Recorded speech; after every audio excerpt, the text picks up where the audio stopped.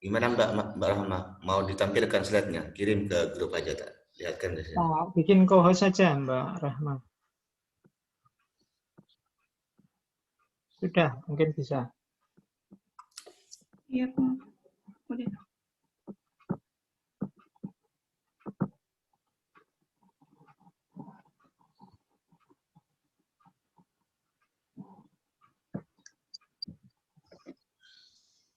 Permisi, apa sudah terlihat, Bapak? Sudah terlihat, Mbak. Sudah terlihat.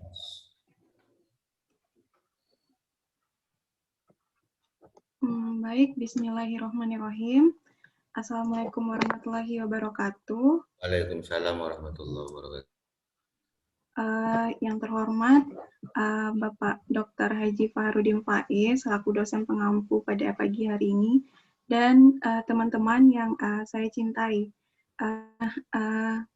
Pada pertemuan kali ini, izinkan saya untuk mempresentasikan hasil refleksi bacaan saya dalam buku Interpreting the Quran Towards a Contemporary Approach dari karangan Abdullah Said.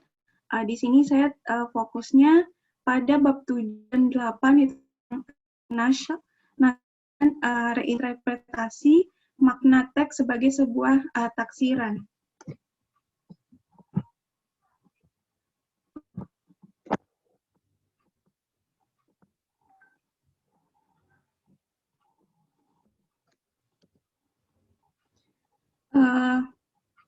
Pembahasan yang ditulis oleh Abdullah Said dalam bukunya yang berjudul Interpreting Quran Toward a Contemporary Approach dilatar belakangi oleh kegelisahan intelektual terhadap bagaimanakah memahami Al-Quran agar dapat memenuhi kebutuhan masyarakat Muslim kontemporer. Nah, di mana relevansi Al-Quran mulai digugat dan dipertanyakan. Nah, untuk menjawab hal tersebut, Said menawarkan perlunya membangun sebuah pendekatan baru atau new approach dalam Al-Quran dengan konsep kontekstual dan demokratis.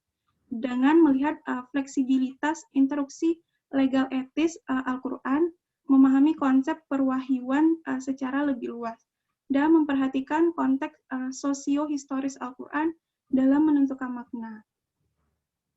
Sehingga dapat diperoleh pesan legal etis Al-Quran yang relevan dan tuntutan dan sesuai dengan tuntutan dan kebutuhan masyarakat kontemporer saat ini.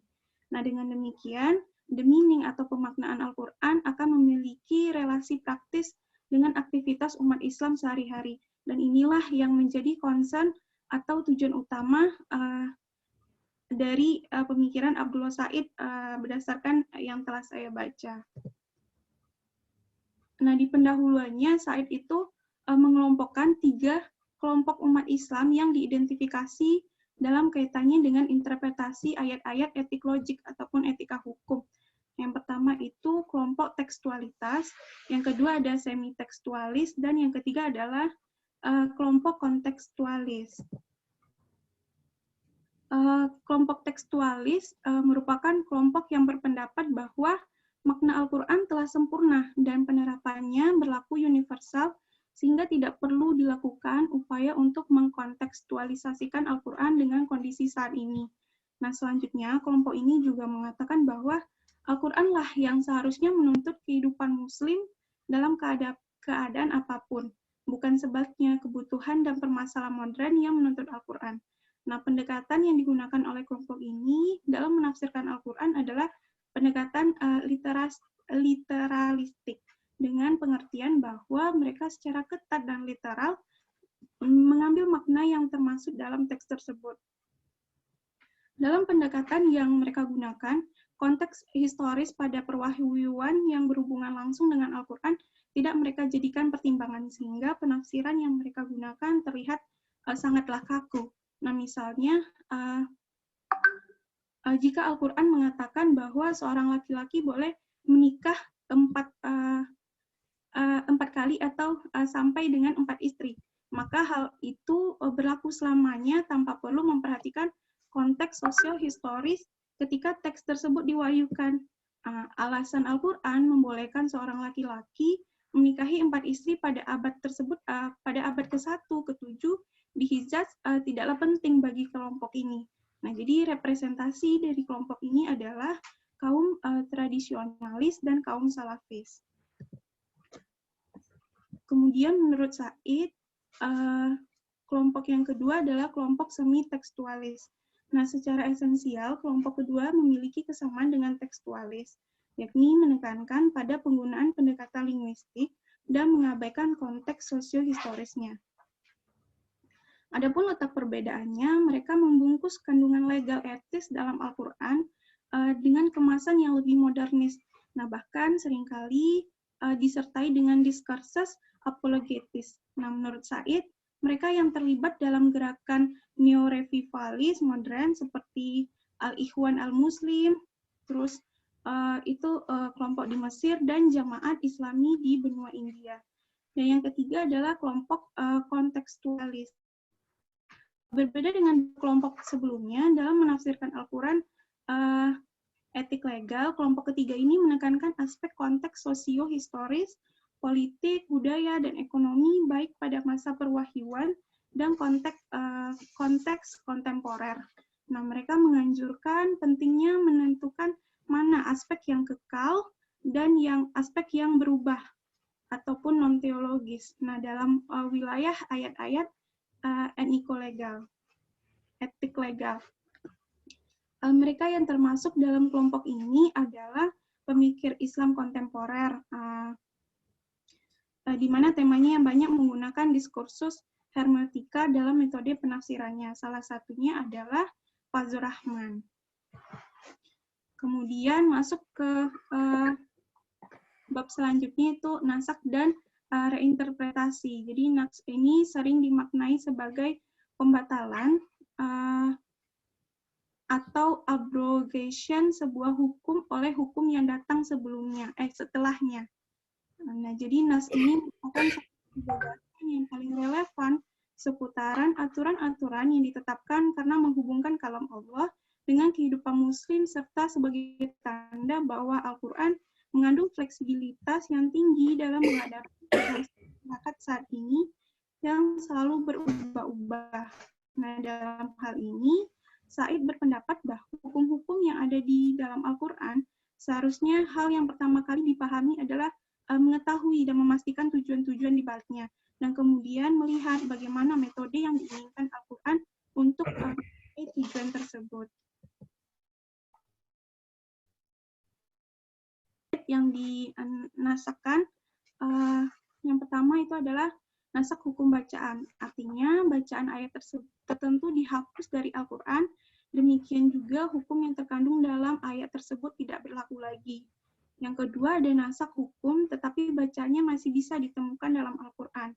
Nah, ayat yang dinas masih menjadi bagian dari Al-Quran dan masih dibaca, namun aturan atau hukum yang dicakupannya tidak berlaku lagi. Misalnya pada surah ketiga ayat 50, di mana Nabi memperbolehkan untuk menikahi perempuan-perempuan yang disebutkan pada ayat tersebut. Ini terdapat di makalah saya. Kemudian ayat tersebut dinaskan oleh ayat ke-52 setelahnya yang menyebutkan bahwa Nabi dilarang menikah lagi. Meskipun pada ayat 50 telah dinasan ayat ini, namun bacanya masih bisa ditemukan dalam Al-Quran. Nah, nasak bacaan tetapi hukumnya tetap berlaku. Artinya meskipun ayat yang dinasak sudah tidak ada lagi menjadi bagian dari Al-Quran, hukumnya masih berlaku. Misalnya ayat yang berkaitan dengan hukum rajam. Kemudian konsep nasak sengaja dijadikan alasan kuat Said untuk mengkontekstualisasikan ayat dengan keadaan sekarang sebagai solusi untuk memenuhi kebutuhan, karena ayat tidak turun sehingga perubahan hukum adalah dengan cara menafsiri ulang. Selain alasan di atas, menurut Said, nasak juga dapat menjadi solusi untuk memudahkan umat yang sering sekali mengalami kesulitan dalam membedakan antara hukum yang terdapat dalam teks dengan tujuan moral yang diinginkan oleh teks tersebut, sehingga hukum yang terdapat dalam teks hanyalah sebagai salah satu alternatif untuk memperoleh tujuan moral. Karena dalam berbagai kasus nasak, menurut Said sebenarnya bukan tujuan dari hukum yang dinasak, artinya walaupun suatu ayat telah dinasak, namun ayat yang nasak tetap dalam tujuan yang sama. Contohnya adalah seperti kasus zina. Nah, ayat pertama, ayat Al-Quran menetapkan hukum kurungan bagi pelaku zina sampai ia meninggal. Tujuannya adalah untuk mencegah agar pelaku zina tidak mengulangi perbuatannya. Kedua, hukum bagi pelaku zina diganti dengan hukum cambuk sampai ia meninggal. Nah, antara hukum pertama dan hukum kedua tetap dalam tujuan yang sama, yakni mencegah perbuatan yang tidak bermoral dan bertentangan dengan Islam. Artinya, hukum kurungan atau cambuk bukanlah tujuan dari Al-Quran. Kedua hukum tersebut hanyalah operasional dari tujuan Al-Quran untuk mencegah perbuatan yang dilarang oleh Islam. Kemudian masuk ke bab selanjutnya, itu adalah tentang makna teks sebagai sebuah taksiran.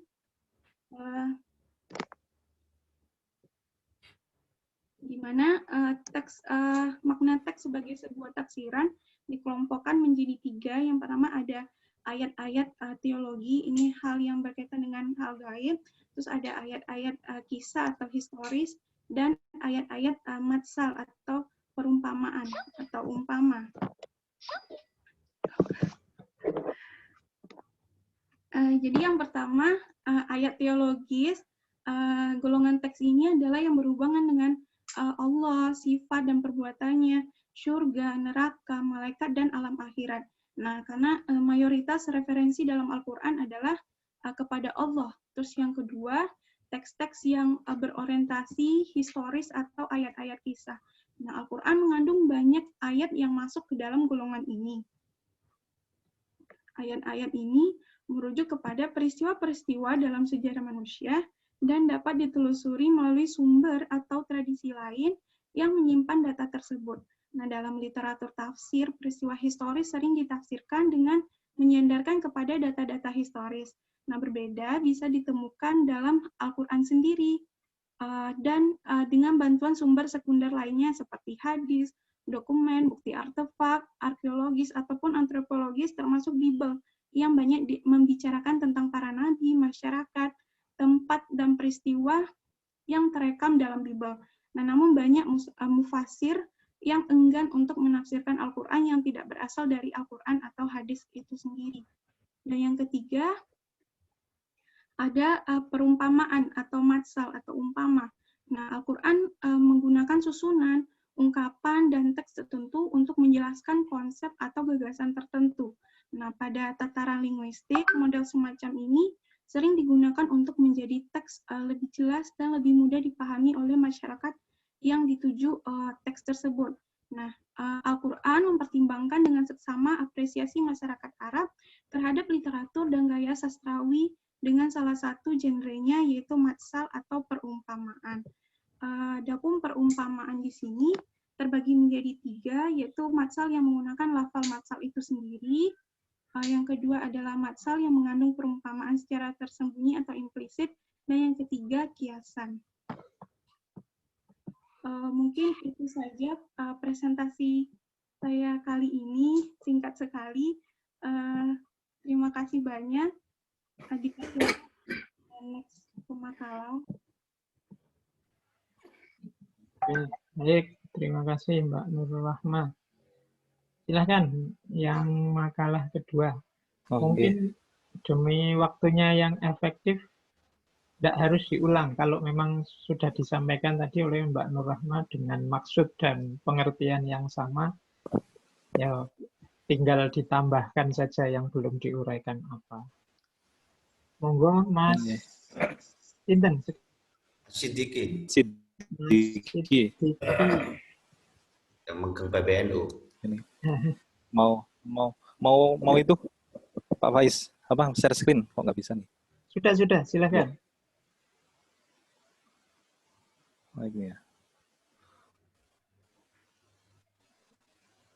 Udah keluar ya? Sudah. Sudah keluar. Ini fotonya siapa? Mas Diki. Abdullah, ini fotonya Abdullah Said. Ini ya. Mas Dikira fotonya sampean. Ini pengajian pemikiran kontekstual Abdullah Said dalam buku Interpreting the Quran.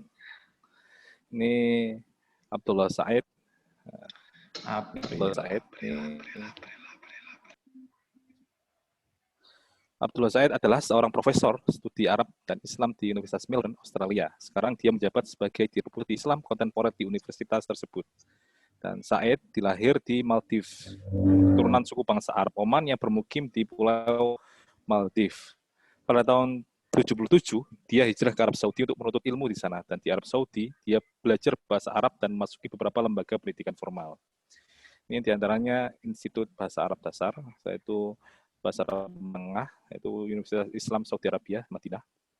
Dan tahun berikutnya Said meninggalkan Arab Saudi untuk belajar di Australia. Di negeri kanguru ini, Said memperoleh beberapa gelar akademik.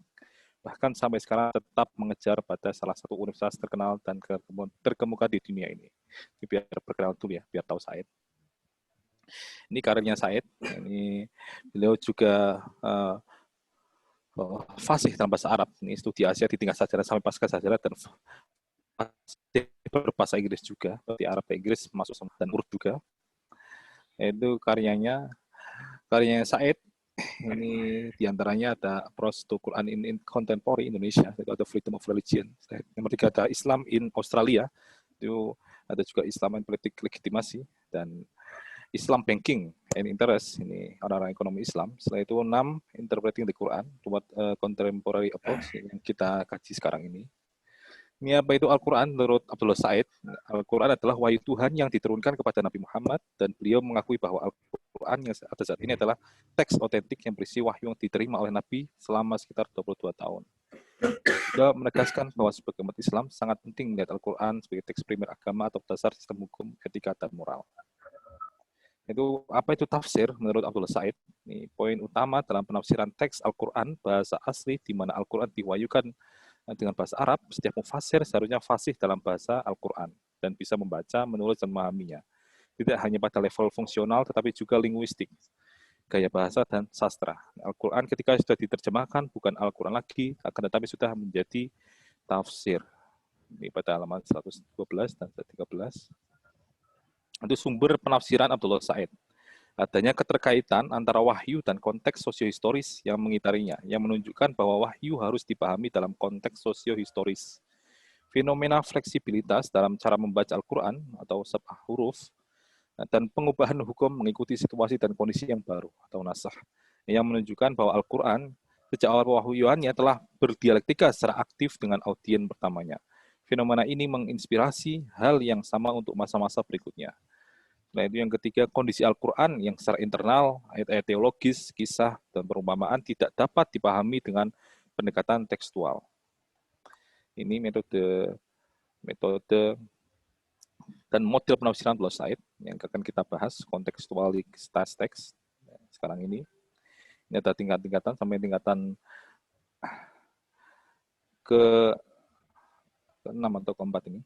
Yaitu ini buku-bukunya beliau. Itu prinsip-prinsip epistemologis interpretasi kontekstual, ini pengakuan atas kompleksitas makna. Di sini Said menolak gagasan kaum tekstualis yang menunjukkan bahwa makna sebuah kata terhampar dalam objek yang dituju. Padahal model perujukan makna demikian hanya relevan pada kata-kata tertentu dan sangat terbatas, misal nama dan objek fisik. Ini ada beberapa prinsip yang ditegaskan Said dalam cakupan makna ini. Pertama, pengakuan dan ketidakpastian dan kompleksitas makna. Yang kedua, mempertimbangkan ayat-ayat etika hukum sebagai diskursus bahasa yang lahir dalam konteks tertentu. Yang ketiga, pengakuan akan adanya hal-hal yang membatasi makna teks. Yang keempat, makna literal sebagai titik berangkat interpretasi. Nah, itu perhatian terhadap konteks sosiohistoris. Konteks menurut Said merupakan elemen yang penting. Kalau tidak, paling penting dalam penafsiran Al-Quran, secara internal konteks menjadi basis untuk memahami hubungan antara instruksi ayat-ayat etika hukum dan alasan memperkenalkan perintah-perintah tersebut pada masyarakat Hijaz pada abad ke-7. Namun sayangnya menurut Said, perhatian akan konteks ini dipikirkan, baik tradisi tafsir maupun hukum. Akibatnya, konteks sosiohistoris kurang memiliki peluang signifikan dalam menafsir Al-Quran, terutama pasca pemapanan hukum Islam pada abad ke-3 Hijriah.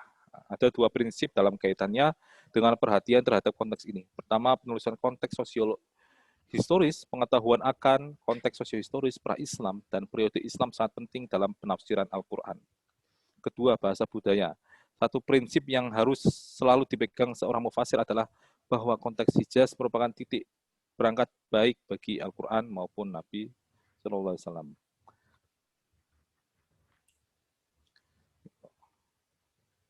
Bisa lanjut ya.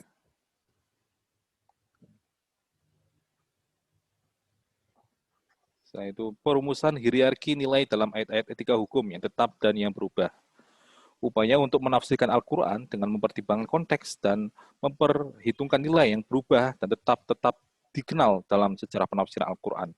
Hal itu bisa dilihat misalnya melalui penafsiran para proto-kontekstualis pada awal periode Islam, beberapa aspek dari tradisi makosid dan pendekatan berbasis nilainya Rahman sebagai penerus dari generasi proto-kontekstualis. Namun demikian, menurut Said, meskipun upaya ke arah penafsiran yang memperhatikan mana aspek yang tetap dan mana aspek yang berubah dari teks telah digagas bagaimana di muka, tetap ada kebuntuan yang perlu dipecahkan. Said mengakui mengidentifikasi dan membangun sebuah hierarki nilai bukanlah pekerjaan mudah, karena saking luasnya dan sifat dasar yang tidak tetap. Namun dengan melakukan penelusuran yang teliti, Said mengaku telah berhasil membangun lengkap dengan rasionalisasinya, sehingga tidak perlu mengganggu dan membahayakan keimanan umat Islam. Ini dalam membangun hierarki nilai, saya ini memperhatikan hal-hal seperti ini yang kayak keyakinan sifatnya dasar dalam Islam, seperti rukun iman, rukun Islam, apa yang secara jelas diperintahkan dan dilarang dalam Al-Quran. Dalam membangun kategori ini juga mempertimbangkan apa yang secara umum diterima dalam tradisi umat Islam. Ini sebagian besar merupakan pemikiran-pemikiran yang dibangun dalam usul fikih, termasuk pembagian 5 tindakan mukallaf, yaitu wajib, makruh, sunnah, haram, dan mubah. Ini penelusuran akan hierarki ini berguna untuk menafsirkan ayat-ayat etika hukum.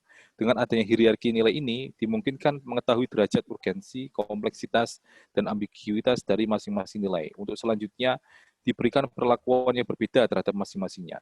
Tentu pengetahuan akan hal ini akan sangat bermanfaat untuk memahami sekaligus mengaplikasikan nilai yang termaktub dalam Al-Quran, terutama dalam konteks kekinian.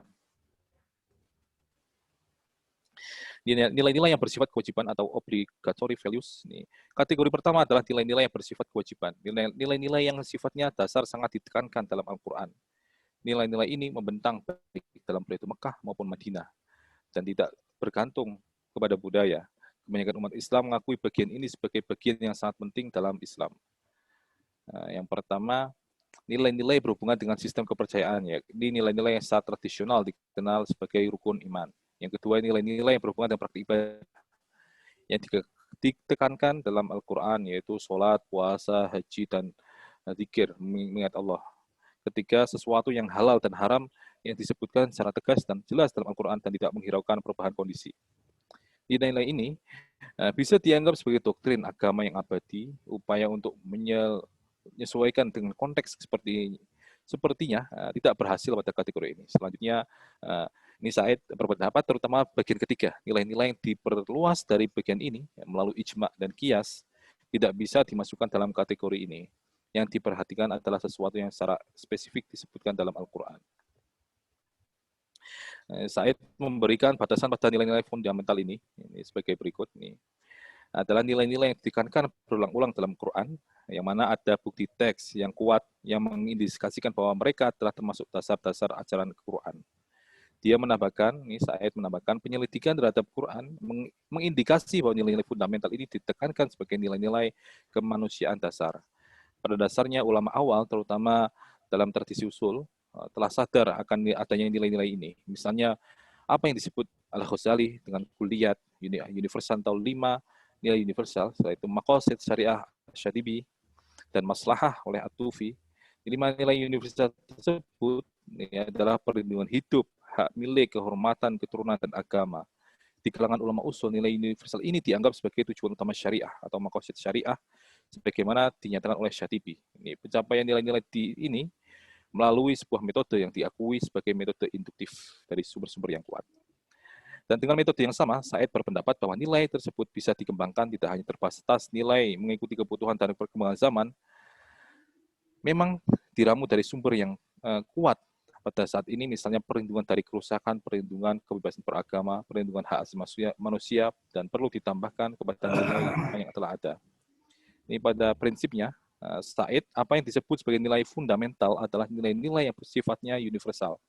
Dan perlu ditekankan bahwa wilayah ini bisa diperluas dan dipersempit berdasarkan kebutuhan masing-masing generasi.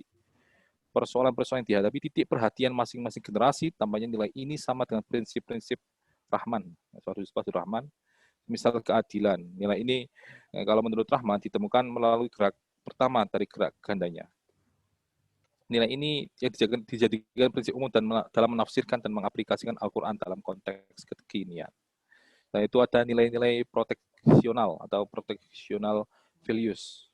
Nilai proteksional ini merupakan undang-undang bagi nilai fundamental. Fungsinya adalah untuk memelihara keberlangsungan nilai fundamental. Misalnya salah satu nilai fundamental adalah perlindungan hak milik. Maka larangan mencuri dan riba merupakan nilai proteksional dari nilai fundamental ini. Berbeda dengan nilai fundamental, nilai proteksional digantungkan hanya kepada satu atau beberapa bukti tekstual.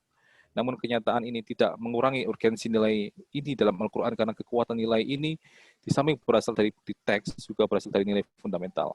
Karena nilai ini merupakan pemeliharaan dari nilai fundamental, universalitas juga berlaku di sini. Itu ada nilai-nilai implementasional. Nilai-nilai implementasional ini merupakan tindakan atau ukuran yang spesifik dilakukan atau digunakan untuk melaksanakan nilai proteksional. Misalnya larangan mencuri harus ditegakkan dalam masyarakat melalui tindakan-tindakan spesifik untuk menindaklanjuti mereka yang melanggarnya. Dalam Al-Quran misalnya, disebutkan bahwa hukuman bagi tidak pencurian adalah dipotong tangannya. Dalam pandangan Said, nilai implementasional yang terekam dalam Al-Quran tidaklah bersifat universal. Berdasarkan penyelidikan sejarah, tindakan spesifik memotong tangan di atas, ini misalnya ini merupakan pilihan yang paling tepat untuk kondisi saat itu. Ini kondisi objek di atas merupakan bahwa pada dasarnya yang merupakan menjadi utama dari Al-Quran bukanlah redaksi literal darinya. Jika demikian, yang terjadi tentu Al-Quran tidak memberikan alternatif lain seperti bentuk pengecualian yang tadi. Dengan demikian, yang menjadi tujuan utama Al-Quran adalah pencegahan dari tindakan yang dilarang.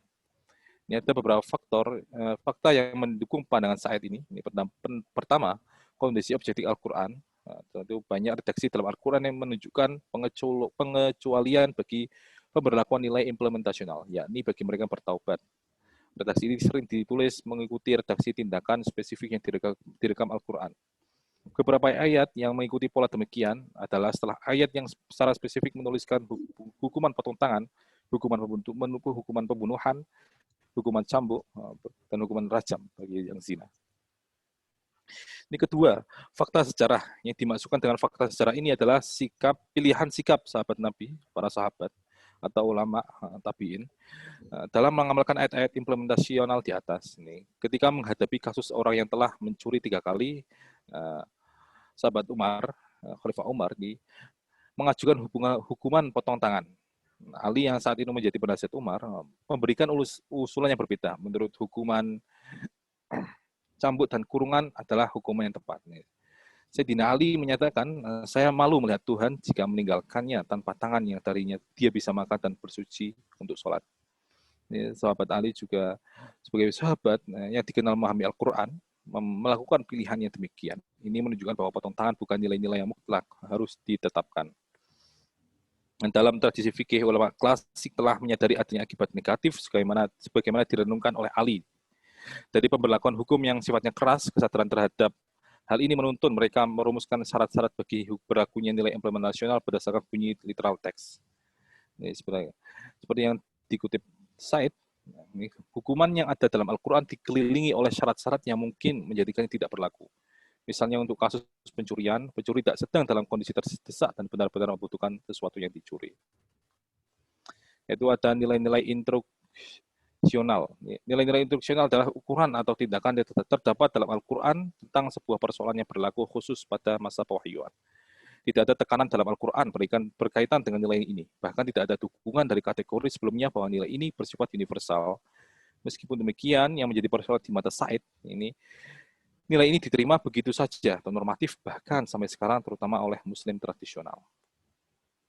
Said memandang dibanding nilai-nilai sebelumnya, nilai instruksional ini adalah paling banyak, paling sulit dan paling beragam dan berbeda-beda. Karena ini bentuk kategorisasi adalah perkara yang sulit dan karenanya ini Said lebih memilih menampilkan begitu saja apa adanya. Bagian besar nilai Al-Quran adalah instruksional. Ayat-ayat yang termasuk dalam kategori ini memiliki tampilan linguistik yang beragam, seperti perintah amr atau larangan, pertanyaan sederhana tentang amal soleh, perumpamaan, atau bisa juga kisah.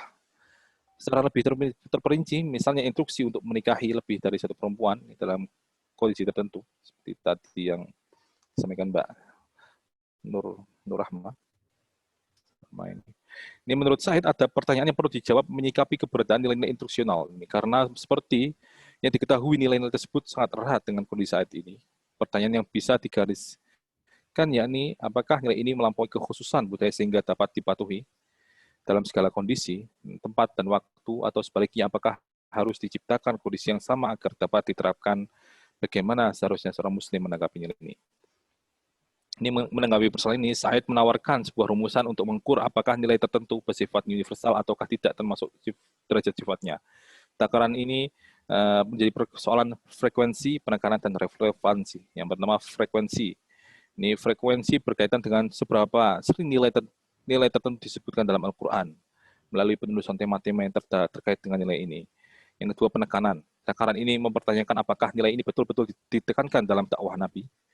Prinsipnya yang dipegang adalah semakin besar penekanan nilai tertentu dalam dakwah Rasulullah, maka nilai tersebut semakin signifikan.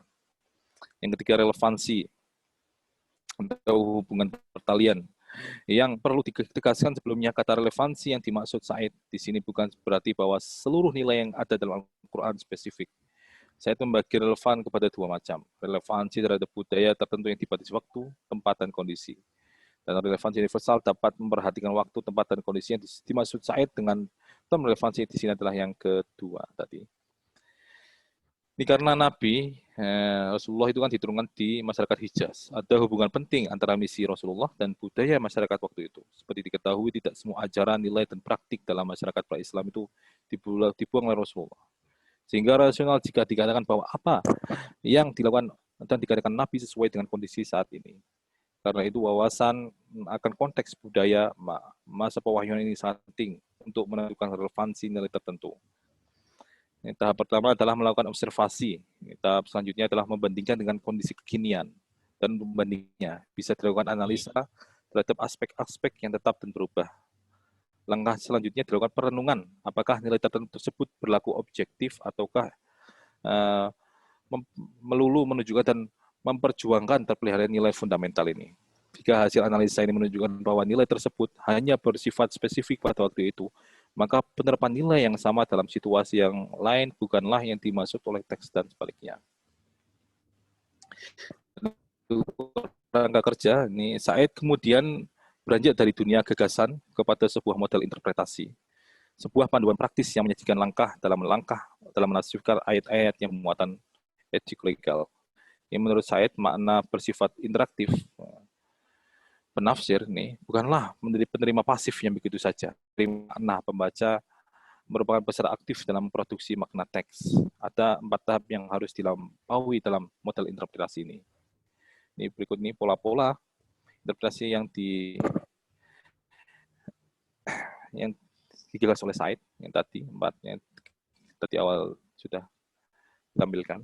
Ini menurut Said penafsiran klasik telah dengan baik mencakup stek 1 dan stek 2 dan beberapa bagian dari stek 3. Kebanyakan stek 3 dan stek 4 tidak dipandang sebagai pertimbangan yang terpenting dan relevan bagi tujuan interpretasi ayat-ayat bermuatan etiko-legal. Oke, ini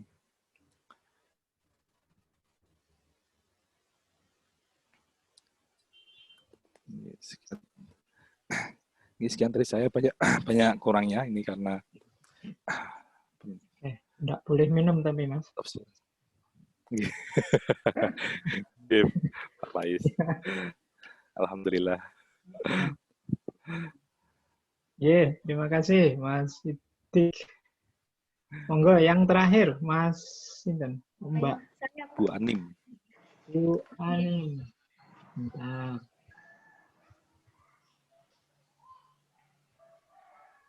Mohon maaf Pak, ini belum bisa. Sudah, silakan.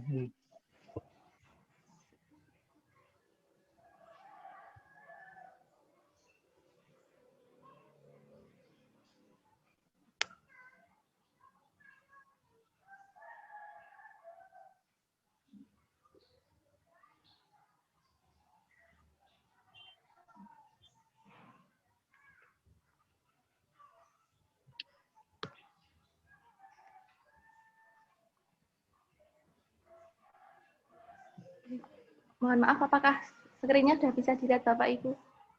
Oh, Belum. belum. Belum.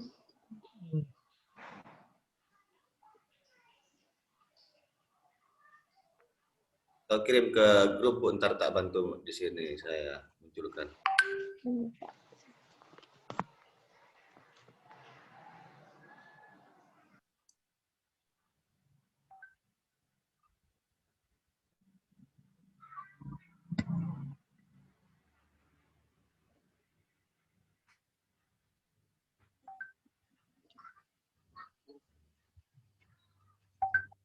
Ya. Minta tolong Pak Zidni.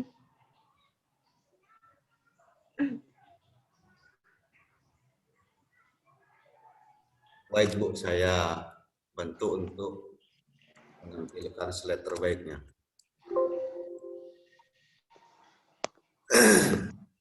Terima kasih. Assalamualaikum warahmatullahi wabarakatuh. Waalaikumsalam. Melanjutkan dari presentasi Pak Siddiqi dan Bu Nur Rahma terkait dengan interpreting Quran toward contemporary approach. Nah, di sini terkait dengan teks-teks etiko-legal dan hierarki nilai. Nah, di mana teks etiko-legal ini meliputi teks perintah hukum, kemudian hukuman terhadap kejahatan, kemudian sistem keyakinan, praktik ibadah, dan nilai-nilai universal atau sering dinamakan dengan kulliyat al-khams, seperti pemeliharaan agama, akal, jiwa, keturunan, dan harta. Nah, untuk menginterpretasikan teks etiko-legal menurut Abdullah Said adalah hal yang sulit karena membutuhkan konsiderasi tidak hanya dari aspek linguistik teks, tetapi juga dimensi sosio-historis. Nah, di mana interpretasi sosio-historis ini sekaligus bisa menyingkap dimensi etis teks. Nah, muatan etis seringkali diabaikan oleh mufasir dan orientasi hukum lebih mendominasi penafsiran mereka. Jadi, mufasir itu dalam melakukan penafsiran lebih didominasi oleh orientasi hukum daripada muatan etisnya.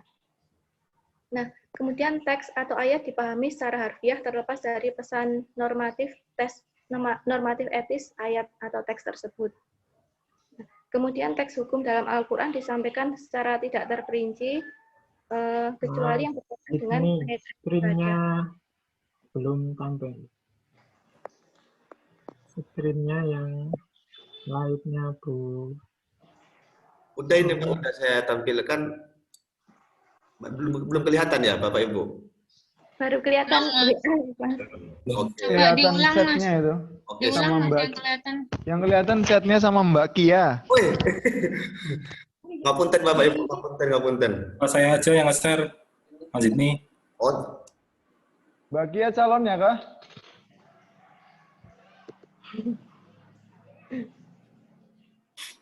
Saya aja, Mas. Keluar dulu mungkin Mas Zidni. Boleh.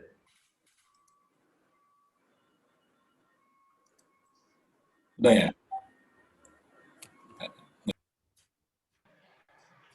Oke, udah, yuk. Untuk memahami tentang teks-teks etiko-legal dan hierarki nilai ini dimulai dari pendahuluan, di mana dimulai dari generasi Muslim pertama, di mana mereka dapat memiliki kebebasan yang lebih tinggi dalam menafsirkan Al-Quran. Contohnya adalah tokoh-tokoh seperti Umar bin Khattab, di mana dia meninggalkan teks Al-Quran untuk mendukung apa yang dianggap benar pada saat itu. Kemudian kebebasan ini sebagian besar tanpa disertai dengan metodologi, prinsip, dan prosedur untuk menginterpretasikan Al-Quran. mohon maaf, slide nomor 2, Mas Didi. Nah, hal ini berarti Muslim pada awalnya relatif bebas untuk menghubungkan antara teks dengan kondisi yang berlaku. Nah, umat Islam pada awalnya mulai dari sahabat dan penerus-penerusnya sangat bergantung pada eksplorasi intuisi terhadap teks yang merefleksikan apa arti Al-Quran bagi mereka dan bagaimana mereka meresponnya. Sehingga kita melihat munculnya apa yang dinamakan dengan protokontekstualis tadi yang sudah disampaikan oleh pemakalah 1 dan pemakalah 2. Nah, di mana basis teori dari interpretasi protokontekstual ini dapat ditemukan juga dalam literatur Maqasid al-Syariah. Mohon maaf, yang slide 3. Atau Maqasid Syariah atau maksud dan tujuan syariah. Nah, pada kenyataannya Maqasid pengembangannya itu lebih di bidang hukum daripada di bidang tafsir. Respon terhadap literalisme yang mendominasi interpretasi hukum pada periode postformatif hukum Islam, yaitu pada sekitar setelah abad pertama, abad ke-7 atau abad ke-8. Nah, kemudian terkait dengan teks etiko-legal ini, pada abad 21, tradisi Maqasid dianggap oleh sejumlah umat Islam sebagai obat mujarab untuk masalah adaptasi muatan etiko-legal Al-Quran pada zaman modern. Melihat lebih dekat, literatur Maqasid menunjukkan bahwa tidak bisa terlepas dari metode alternatif untuk menangani masalah literalisme dalam hukum atau interpretasi. Nah, kemudian apa yang dilakukan oleh Abdullah Said ini sebenarnya berawal dari kontribusi Fazlur Rahman terhadap pengembangan metode alternatif interpretasi teks etiko-legal dalam Al-Quran, yaitu berupaya menghubungkan teks dengan konteksnya, baik wahyu maupun kehidupan umat Islam saat ini. Nah, Rahman menentang pendekatan tradisional untuk interpretasi yang lazim di kalangan ahli hukum dan penafsir klasik, yang sering mereka menafsirkan secara sepotong-potong untuk memahaminya dan pesan Nabi secara holistik. Artinya dengan latar belakang masyarakat Arab yang memiliki pandangan dunia, nilai institusi dan budaya tertentu pada waktu itu.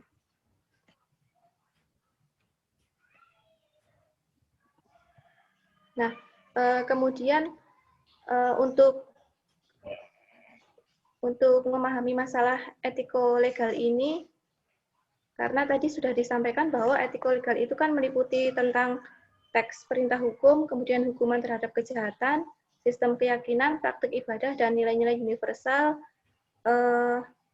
maka dibutuhkan adanya nilai-nilai yang sudah disampaikan oleh Pak Siddiqi tadi, di mana nilai-nilai ini nanti ada kayak semacam tingkatan atau hierarki yang digunakan untuk menginterpretasi dari isi etiko-legal itu sendiri.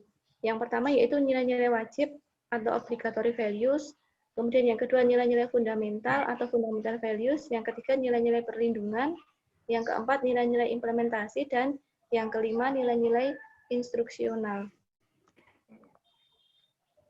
Nah, nilai-nilai wajib sendiri merupakan tingkatan yang pertama.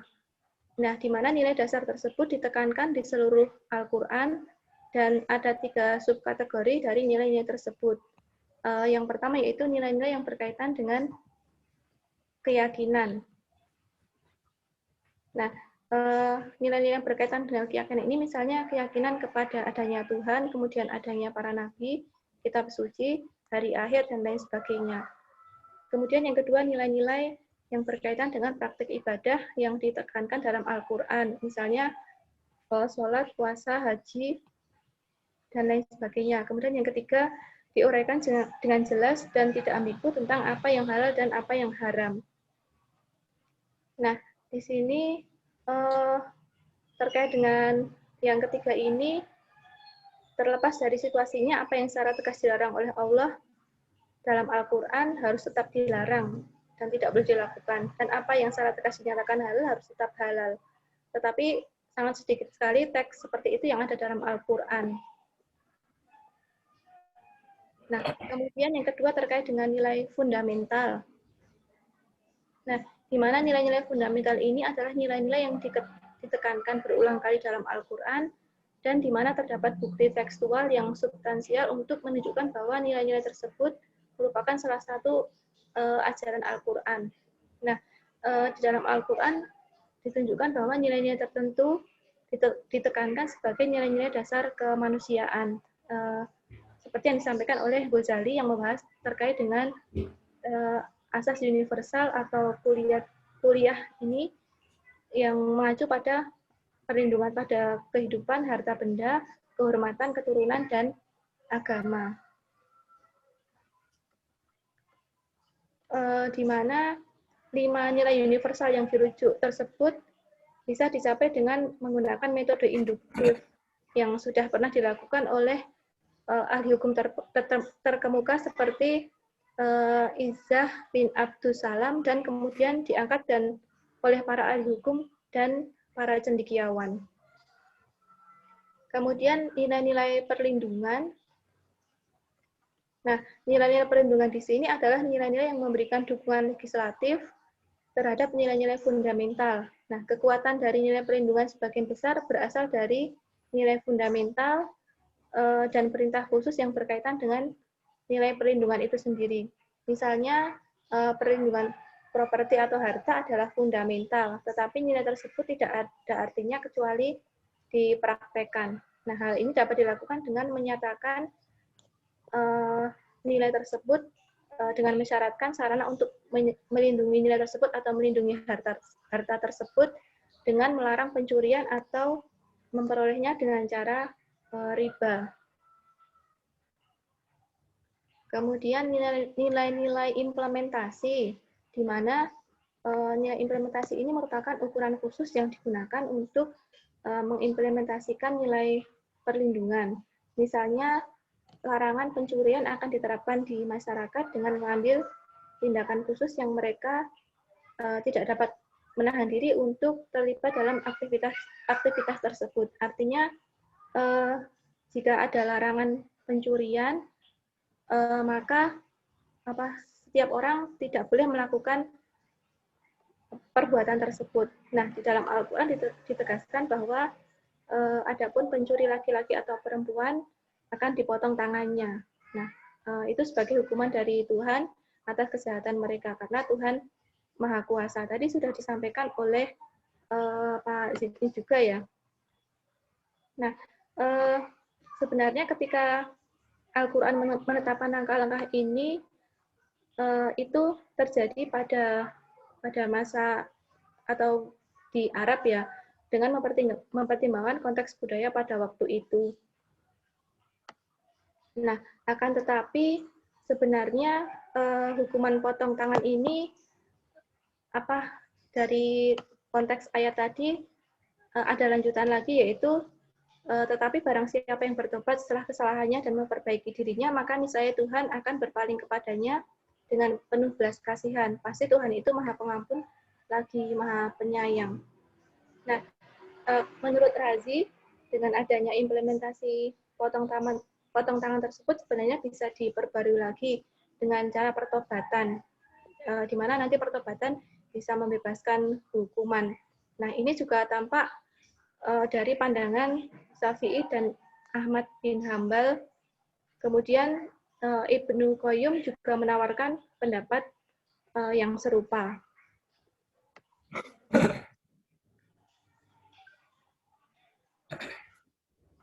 Nah, di dalam setelah nilai-nilai implementasi ada lagi nilai-nilai instruksional.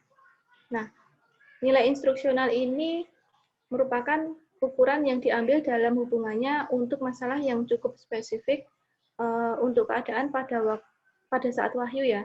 Dan sebagian besar nilai Al-Quran bersifat instruksional atau memberikan perintah. Nah, contohnya yaitu instruksi atau perintah untuk menikahi lebih dari satu wanita dalam keadaan tertentu ya. Tetapi di sini ada ketentuannya, yaitu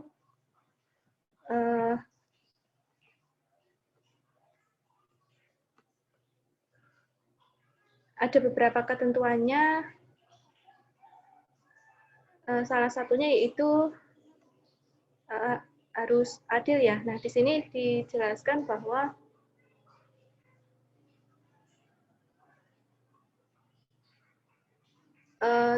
dari intinya untuk menikahi wanita itu boleh 2, 3, sampai 4. Tetapi jika takut bahwa tidak akan melakukan keadilan di antara mereka, maka hanya satu saja yang boleh dinikahi, dan itu lebih baik. Nah, itu dinyatakan seperti itu. Yang kedua, instruksi bahwa laki-laki adalah pengurus atau pemelihara perempuan ya. Nah, artinya di sini adalah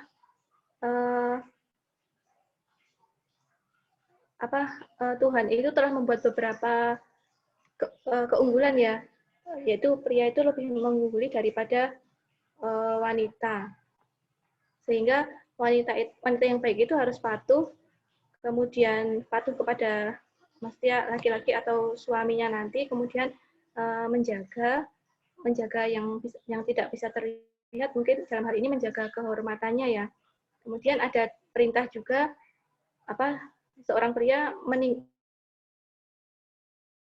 boleh meninggalkan wanita atau istrinya sendirian di tempat tidurnya atau memukul istrinya jika mereka keluar dari jalan yang benar, seperti itu. Kemudian yang ketiga, instruksi untuk bersikap baik kepada orang-orang tertentu. Ya, kepada orang-orang tertentu, misalnya kepada orang tua, kepada kerabat dekat, anak yatim, orang yang membutuhkan, kepada tetangga. Nah, itu harus bersikap baik. Kemudian instruksi untuk menganggap orang kafir sebagai teman. Nah, di sini artinya kita harus saling toleransi, kemudian tidak mengambil harta mereka, kemudian saling tolong menolong. Kemudian instruksi untuk menyapa satu sama lain. Nah, jika kita mendapat sapaan dari orang lain, maka kita diminta untuk membalasnya dengan sapaan yang baik. Karena semua itu akan diperhitungkan oleh Allah Subhanahu wa taala. Nah, di sini di dalam nilai-nilai instruksional ini terkadang orang paling kesulitan dalam menghubungkan teks dengan kehidupan saat ini. Karena ini berhubungan dengan apakah nilai-nilai instruksional tersebut melampaui kekhususan tempat atau keadaan. Kemudian haruskah seseorang mencoba untuk menciptakan kembali keadaan tersebut atau untuk mempraktekannya. Nah, misalnya di dalam Al-Quran menyebut bahwa menyebut adanya budak ya, dan menginstruksikan umat Islam bagaimana memperlakukan mereka. Nah, di sini dikatakan bahwa haruslah seseorang bersikeras memperlakukan struktur sosial di mana budak merupakan bagian penting dari masyarakat Muslim pada saat itu ya. Kemudian dalam banyak nilai instruksional, Al-Quran menerima begitu saja latar belakang sosial historis tertentu yang dengannya ia memberikan nilai-nilai ini. Misalnya tadi dikatakan bahwa laki-laki adalah penjaga perempuan. Nah, di sini Al-Quran mempertimbangkan situasi perempuan dan laki-laki pada saat itu di Arab ya. Meskipun ada pengecualian, wanita yang secara umum dikecualikan dari pengambilan keputusan yang penting di dalam masyarakat Hijaz. Nah, kemudian ada beberapa aturan umum dengan nilai-nilai instruksional yang dapat diturunkan. Yang pertama yaitu semakin sering suatu nilai muncul kembali di Al-Quran, maka semakin besar kemungkinan untuk dapat diterapkan secara universal. Tadi berarti dilihat dari frekuensinya. Kemudian semakin besar cakupan nilainya, semakin besar kemungkinan untuk nilai tersebut menjadi universal. Kemudian yang ketiga, semakin umum relevansi nilainya, semakin besar kemungkinannya menjadi universal. Nah, ini berkaitan dengan relevansi yang merupakan 3 kriteria yang disampaikan oleh Abdullah Said. Kemudian jika sebuah nilai memenuhi 3 kriteria, yaitu frekuensi, salience atau arti penting, dan relevansi, kemungkinan besar setara dengan nilai universal dan penerapannya bersifat universal, dan dengan demikian akan mengikat. Kemudian jika nilai memenuhi 3 kriteria, tadi ada universal, salience atau arti penting, dan relevan. Nah, nilai tersebut kemungkinan besar adalah nilai agama non-universal, khususnya budaya, dan penerapannya bergantung pada keadaan. Nah, kesimpulannya adalah teks legal ini merupakan teks yang penting dalam Al-Quran karena memberikan pengaruh besar terhadap kehidupan keseharian umat Islam. Tetapi menginterpretasikan teks etiko-legal menurut Abdullah Said adalah hal yang sulit karena membutuhkan konsiderasi tidak hanya aspek linguistik teks, tapi juga dimensi sosio-historis. Teks etiko-legal ini atau sering disebut dengan ayat-ayat yang berhubungan dengan etis hukum ya di dalam Al-Quran. Nah, jadi disampaikan untuk menginterpretasikannya dapat dibantu dengan menggunakan hierarki nilai yang diajukan oleh Abdullah Said. Kurang lebihnya mohon maaf. Terima kasih. Assalamualaikum warahmatullahi wabarakatuh.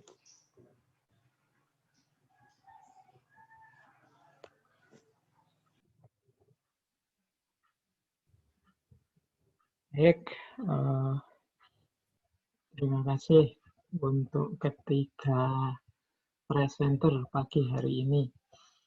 Seperti yang saya sampaikan tadi di depan, kebetulan pagi ini jam 10 nanti saya ada ujian disertasi. Maka saya memberi masukan dulu. Anggap saja saya presenter keempat lah pagi hari ini. Nanti teman-teman yang diskusi. Insya Allah nanti para presenternya bisalah menanggapi. Kalau nanti tidak ada yang tidak terjawab, kita angkat lagi minggu depan. Ya, Pak. Jadi saya memberi beberapa garis bawah. Ya intinya semua yang disampaikan tadi ya memang seperti itu. Said, wong ya semua baca bukunya. Problemnya memang kelemahan kita selama ini memang harus latihan, menyajikannya secara mudah. Jadi gimana menampilkan ide, kalau dari buku itu kan memang rumit. Kira-kira gimana caranya biar bisa teman-teman ini menangkapnya secara mudah. Itu sebenarnya PR-nya para presenter. Jadi kalau nanti Bapak, Ibu, teman-teman misalnya disuruh jadi narasumber kemana, itu kan sebenarnya orang enggak mencari referensi unggulan atau rujukan ke tokoh-tokoh besar apa. Sebenarnya mereka ingin paham saja yang kita sampaikan itu apa, gagasan yang ingin kita angkat itu apa. Nah, ini memang butuh latihan, makanya harus sering-sering berdiskusi biar pinter menata gagasannya, termasuk sering-sering nulis. Karena betapapun kemampuan kita yang terutama itu ya pada hal yang kita tulis atau pernah kita diskusikan. Baik, ini sedikit dari saya untuk bahan diskusi nanti. Nih, Abdullah Said ini beberapa kali ke UIN. Saya juga pernah diskusi sama beliau. Beberapa kali ada forum di sini. Ini sebenarnya ya levelnya Pak Amin Abdullah lah. Karena mereka juga teman sebenarnya. Cuma gagasan-gagasan beliau memang lebih dikenal. Bukan apa-apa, mungkin karena orang-orang kita itu sering agak terlalu tawadhu. Jadi tidak ingin pamer. Menurut saya tokoh kita juga banyak gagasan-gagasan luar biasa di Indonesia ini. Hanya saja mungkin kendala-kendala tidak ingin pamer atau kendala-kendala bahasa itu masih sering menjadi problem. Baik, kita lihat mengapa sih Abdullah Said ini mengangkat tema ini, kemudian unik istimewanya apa gagasan-gagasannya. Kita awali dari awal. Ini kalau tesis atau disertasi ini latar belakang masalahnya. Jadi dalam pandangannya Said ada 3 variasi dalam kajian Al-Quran yang selama ini sudah berjalan. Yang pertama, gaya tekstualis. Gaya tekstualis itu ya dari tradisi tradisional, kelompok yang kita kenal sebagai Salafi. Kemudian ada gaya semi-tekstualis. Gaya semi-tekstualis ini kalau di Abdullah Said dicontohkan misalnya Muhammad Abduh. Semi-tekstualis itu ya memang pijakannya ayat sih, tapi kemudian ditafsirkan jauh. Misalnya menggunakan sains, misalnya menggunakan teori-teori baru, dan lain sebagainya. Ini namanya semi-tekstualis.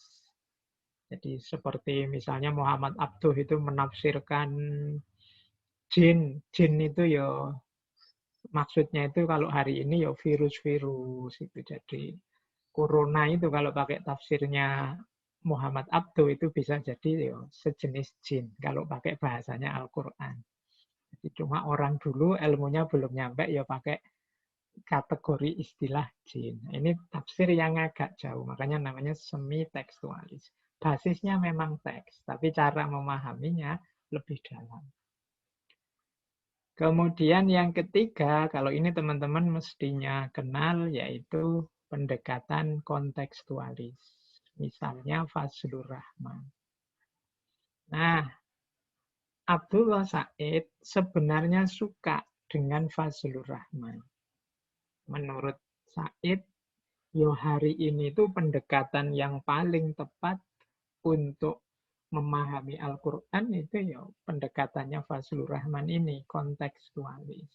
Jadi tidak melulu tekstualis. Juga tidak jauh dari semi-tekstualis, tapi jauhnya itu bukan melihat dengan teori-teori lain yang tidak relevan, tapi menyesuaikan dengan konteks, situasi. Jadi teman-teman mesti masih ingat teori double movement-nya Fazlur Rahman. Ada gerakan ganda, orang memahami Al-Quran itu dari masa kini ke masa lalu, kemudian balik lagi ke masa kini. Ini kan namanya double movement. Jadi mufasir itu ketemu masalah kan sekarang di sini. Nanti mencari jawabannya dalam Al-Quran. Ini kan tidak boleh berhenti di sini, harus lari ke masa lalu. Bagaimana dia dipahami dulu. Tapi juga jangan berhenti di masa lalu. Harus balik lagi ke masa kini. Kalau berhenti di masa lalu, nanti mandek di masa lalu. Seperti kelompok-kelompok tekstualis fundamentalis. Nah, harus balik ke masa kini. Juga tidak boleh tidak ke masa lalu sama sekali. Pokoknya menjawab hari ini ya diputuskan, ditafsirkan semena-mena hari ini. Itu nanti bisa lahir kelompok-kelompok seperti liberal yang agak berlebihan. Jadi harus imbang. Kita melakukan dua gerakan ganda. Kita ada masalah hari ini, pertama-tama lari ke masa lalu, kemudian balik lagi ke masa kini. Nah, ini disukai oleh Abdullah Said. Harusnya memang nafsir itu ya seperti gayanya Fazlur Rahman ini. Cuma nanti ada beberapa lubang, ada beberapa celah yang harus dilengkapi. Menurut Said. Nah, maka dia ini semacam menyempurnakan lagi teori dari Fazlur Rahman, yaitu double movement versinya Abdullah Said. Nah, sekarang kita lihat konstruksi berpikirnya. Kalau orang berpikir itu kan ada asumsi-asumsinya, ada tujuannya, ada sasarannya. Asumsinya apa? Asumsinya Abdullah Said, Al-Quran atau wahyu itu ya memang sumbernya dari Allah, diwahyukan kepada Nabi, tapi dia melalui realitas budaya. Jadi ada jembatannya untuk pesan itu. Makanya kita memahami Al-Quran tidak boleh dilepaskan dari konteksnya. Sejak redaksinya sampai maknanya. Jadi dari Allah ya, melalui Nabi ya, tapi